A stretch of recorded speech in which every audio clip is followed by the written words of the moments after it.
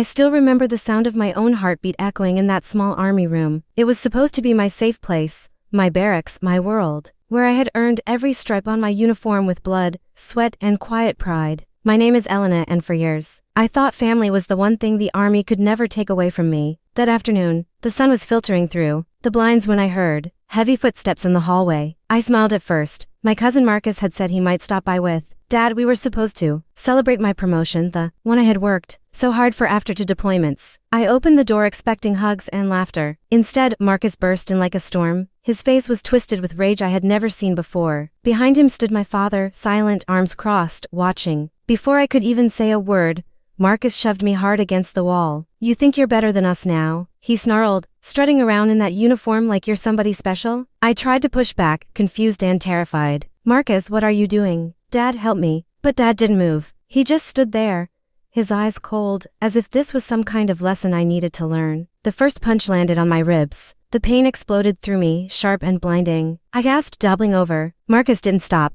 He grabbed my shoulders and slammed me into the metal locker. I heard something crack, a sound I'll never forget. My vision blurred as another blow caught the side of my head. The world spun. I tasted blood in my mouth. I begged, I pleaded. "Please stop." But the hits kept coming, on my arms, my back, my face. Each one shattered something deeper than bone. My own cousin, the boy I grew up playing with in the backyard, was destroying me. And my father, the man who was supposed to protect me, watched it all in silence. In those terrifying minutes, everything I believed about family cracked wide open. The pain in my body was nothing compared to the betrayal tearing through my heart. How could they do this to me? In my own room, in the one place I had finally found strength. By the time Marcus stepped back, breathing hard, I was on the floor, curled up broken. Dad finally spoke, his voice flat. "Maybe now you'll remember where you come from." They left me there, alone, the door clicking shut behind them. I lay on the cold tiles, tears mixing with blood, wondering if I would ever feel safe again. That day changed everything, but what they didn't know was that it also lit a fire inside me I didn't even know I had.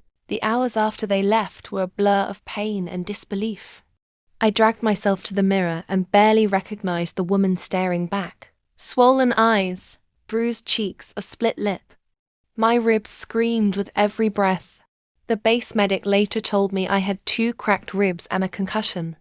But the deepest wounds weren't the ones doctors could see. I kept replaying it in my mind. Why? What had I done to deserve this? Marcus had always been jealous of my success in the army. He dropped out of college, bounced between jobs, and resented that I had found purpose and respect in uniform. He called me the golden girl behind my back, as if serving my country was some kind of betrayal to the family.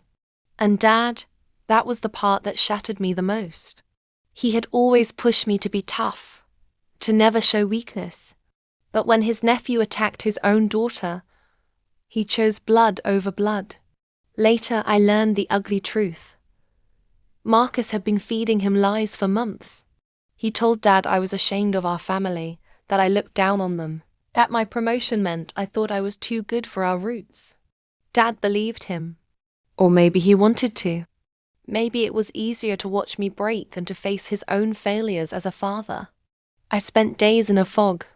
I reported the incident quietly at first, just to medical. I didn't want to ruin anyone.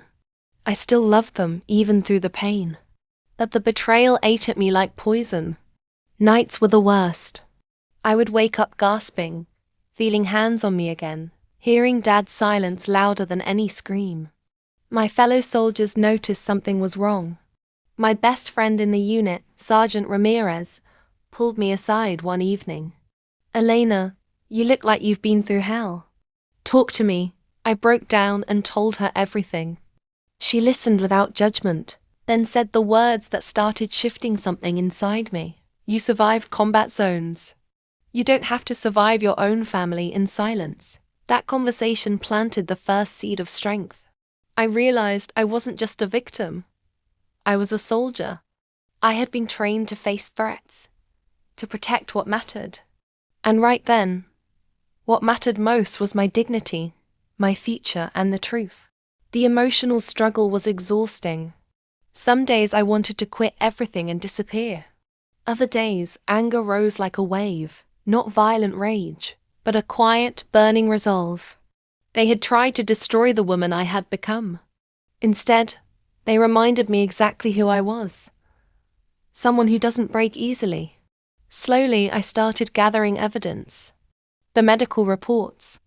Security footage from the hallway that showed them entering my room. Witnesses who had heard the commotion.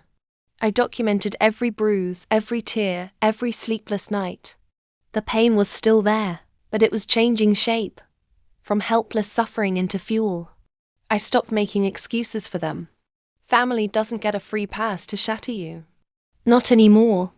Months later, I stood taller than I ever had. The investigation I quietly started gained momentum. When the military police got involved, everything came to light. Marcus was charged with assault on a fellow service member. The evidence was undeniable: medical records, footage, my detailed statement. He tried to downplay it, calling it a family disagreement, but the system doesn't see it that way when it happens on base. Dad was questioned too. His silence that day spoke volumes. He wasn't charged, but the shame hit him hard. Family members who once defended Marcus started pulling away. The truth spread through our extended family like wildfire. People who had only heard Marcus's version suddenly saw the real story: a young woman in uniform, serving her country, betrayed in her own sanctuary by the people who should have lifted her up.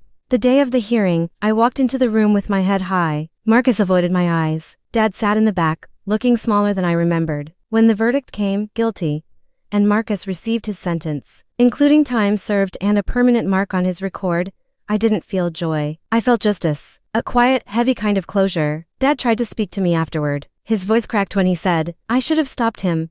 I looked at him for a long moment and replied softly, "Yes, you should have. But you chose not to, and I chose to survive anyway." I didn't scream. I didn't need to. My strength, my continued service, and the life I rebuilt, that was my real response. I earned another promotion 6 months later. I mentored younger female soldiers who reminded me of who I used to be, full of hope but needing to know they could stand up when it mattered. Today, the bruises have faded, but the lesson never will. Family can break your heart in ways the world never could, but you don't have to let that break your spirit. Sometimes the greatest revenge isn't destruction, it's rising anyway, becoming unbreakable, and living a life so full of purpose that their betrayal becomes nothing more than a faded scar. I still serve, I still believe in honor, and I finally understand that protecting myself was never a betrayal of family. It was the most loyal thing I could do for the woman I fought so hard to become. If you're carrying pain from someone who was supposed to love you, remember this: your story isn't over when they hurt you. It's just beginning when you decide to heal and rise. Thank you for listening to mine.